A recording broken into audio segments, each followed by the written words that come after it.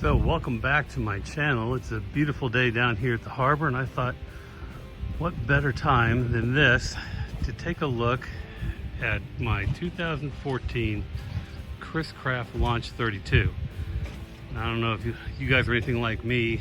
Everything I do a lot of research on, and I'm kind of trying to give back here to the community because when I purchased this used a couple of years ago, I did all the research I could to try and find boat reviews and walkarounds and everything else, and really appreciated those that had posted them. And I thought I would do the same. So here it is. It's a 2014 Chris Craft. See the Chris Craft Burgee right there. Chris Craft Launch 32. Nowadays, I think because of naming conventions have changed, you have to include the swim step. This would be listed as a Launch 34 in the current year. Let me take a look down here. There's the iconic double horns for Chris Craft. And we'll just walk it kind of stern to the bow and give you a tour of the whole thing. So you see there's a nice wide teak swim platform. Off the back there are your power and waste outlets. Over here, that is for shower, hot and cold water port right there for showering when you come out off the back. There is swim steps that are collapsible. Underneath there, there's a handle that pops up for easy boarding. You can see this one has the full teak package. I think it's called Heritage, with the teak steps right down the middle. There is a sun pad that will fit there, and I'll put some pictures above of the sun pad in place. So you board from the stern, as you can see, across the walk here. The step there is also teak. There's also a pad that covers that. I think maybe I'll zoom out a little bit so you can see a little better view of the entire boat. It's rated for 12 occupants. You can see the helm station, passenger, and then all the seating in the cockpit area, and then of course up there on the bow. This is seagrass carpeting that I installed. It didn't come with it. The snaps were already down, so I was just able to, even though the boat was 5 years old at the time, I was able to call Chris Craft and order the appropriate carpet package, and they sent it off to me. Quick look at the captain station here. You see there's a Garmin 741 XS chart plotter. The station on the right over there, those gauges are for the Volvo Penta engines. There is a joystick which makes docking and maneuverability just an absolute joy, as it were. The throttles, very cool retro type dashboard for both engines. The mahogany steering wheel, as they like to say, as it turns, the Chris Craft emblem in the center always stays appropriately upright, is the tagline, I believe. The obligatory cup holder, all the various gauges, switches. Over here, the passenger, there's a glove box there to keep things. A Fusion stereo system, which is actually very nice, and you can connect wirelessly into that.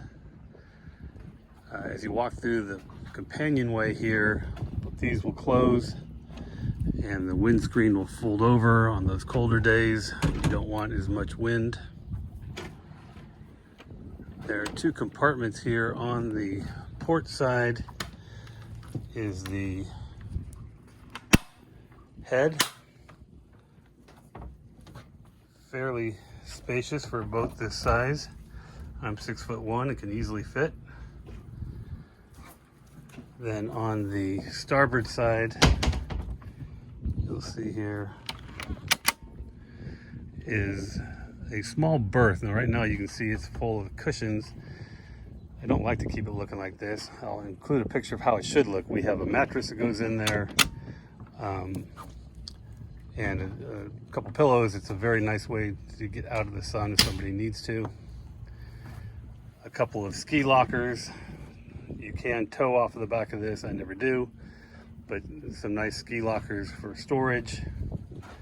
And then of course, excellent seating up here on the bow of this day boat bow rider. Up here in front is the anchor locker. Again, teak. Nice chain area for the anchor line. Classic lines. Again, teak tow rail.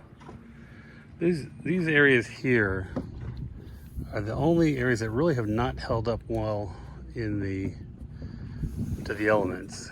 For any of you down there that are familiar and have a good way to bring these acrylic pieces back to life, buff them out or something, please let me know. I'd be very interested to see how to do that. It's a very expensive proposition to simply replace them.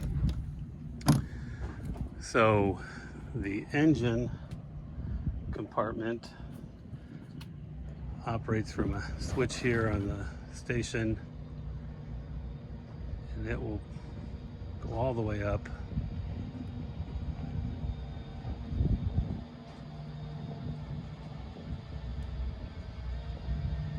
You can see the bimini stores very neatly underneath here. I won't put it all the way up, but we'll include a picture with the bimini up. It's a lifesaver when you're out in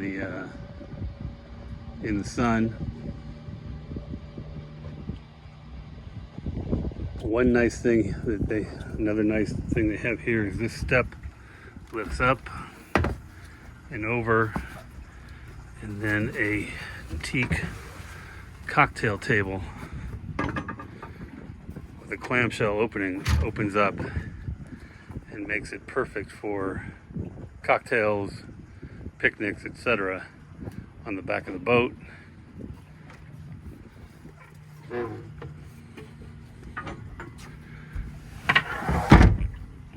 And then the engine compartment is actually quite roomy, as you can see. Twin Volvo Penta 380 engines. Very reliable. I've had one slight problem where I was getting warning messages. Turns out an oxygen sensor was bad and the engines went into Guardian mode. So I had to kind of limp home one time, but that was a fairly easy, although nothing's inexpensive, fix on this boat. But you can see it's quite roomy. I can get in there to do any maintenance that my limited skill set will allow me to do. There are 2 batteries, an engine, a starting battery, and then a house battery in here as well.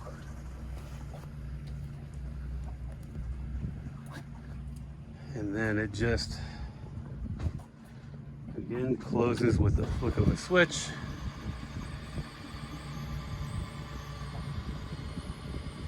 Of course, there's storage under all of the seat cushions on both sides, as well as these unique cushions here where it slants up. You can keep a couple fenders in there. Same thing on the other side. Very roomy, very spacious. I guess I had to start the engine up just because we can. So you can have a listen. Hope you can hear that. They just purr and it comes to life. You can see I have 482 hours on this. I've put about 100 hours of that on there in the 1.5 years that I've had it. one more look on the back.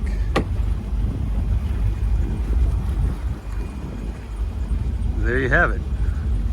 My 2014 Chris Craft Launch 32. Hope you've enjoyed the tour.